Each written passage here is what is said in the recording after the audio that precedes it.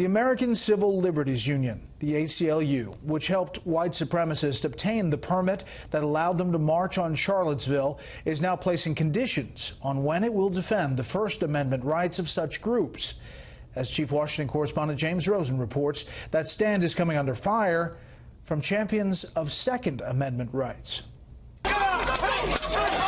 If it hadn't been for the legal assistance they received from the American Civil Liberties Union, the white supremacists who led the ill-fated march in Charlottesville would likely have been forced, as city officials sought, to accept a venue far removed from the statue of Robert E. Lee that was at issue.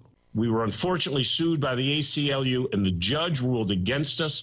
That rally should not have been in the middle of downtown, and it became a powder keg. The day after Charlottesville, a board member for the ACLU's Virginia chapter resigned, citing the difference between legality and morality and adding, "I won't be a fig leaf for Nazis." In response to such criticism, the ACLU announced it would no longer defend hate groups whose members assemble peaceably but carry firearms to their rallies. That's a toxic combo. The First Amendment, the right to protest, the right to free speech, was not designed with the idea of traveling paramilitaries walking around in the public square. It simply wasn't. In the late 70s, the ACLU endured similar attacks for defending neo-Nazi marches in Skokie, Illinois, a town with sizable numbers of Jews and Holocaust survivors.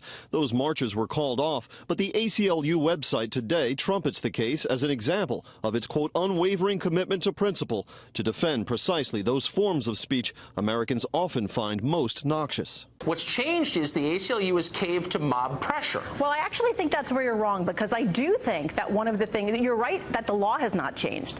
You're wrong that the hate groups have not changed. What the ACLU has begun to communicate is that they're going to back off us on Second Amendment rights. How do you call yourself the American Civil Liberties Union and say we're for all the civil liberties except, of course, the Second Amendment? That doesn't work. The ACLU has taken even more heat for a tweet late Wednesday that showed an adorable blonde child holding an American flag above the caption, "This is the future that ACLU members want."